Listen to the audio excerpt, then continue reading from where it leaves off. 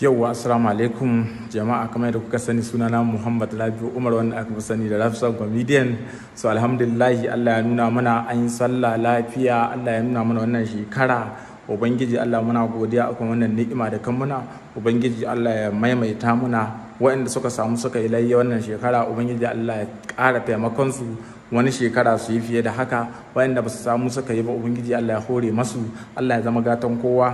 Allah ya sanya mu cikin waɗanda suke salihan bayi, waɗanda Allah zai inta a wannan shekaran. Allah ya taimaki shugabanninmu, Allah ya ba su ikon sauke nauyin da irata kansu. Ubangiji Allah ya sa su ga tausayin al'umma. Allah ka buɗa musu kwakwalwa, ka buɗe zuciyarsu, ka haska musu, ka sa su ji tausayin al'umma, su fahimci ana cikin yanayi mai zafi, ana cikin tsanani ta yadda za su tausaya ma al'umma, a ji sauki, a ji sassauci a wannan ƙasa ta mu.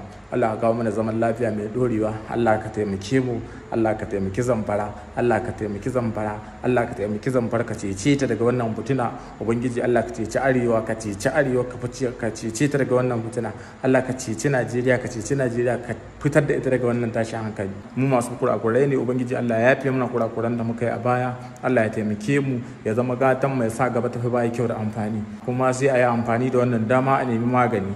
Duba da kun ci layya, kun ci rebu, kun ci matsi, an sha zaki ta ko ina an ɗibi kaya. To don haka kafin cikin ka ya fara circulating, ya fara irin ugin nan, zai kira ka zo a gaida ni anguwa.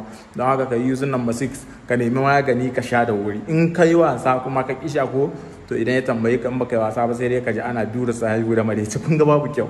Allah ka zama gatan mu, Allah ka maimaita mana. Na gode muku, kuma ni ne dai naku Rafsan Comedian.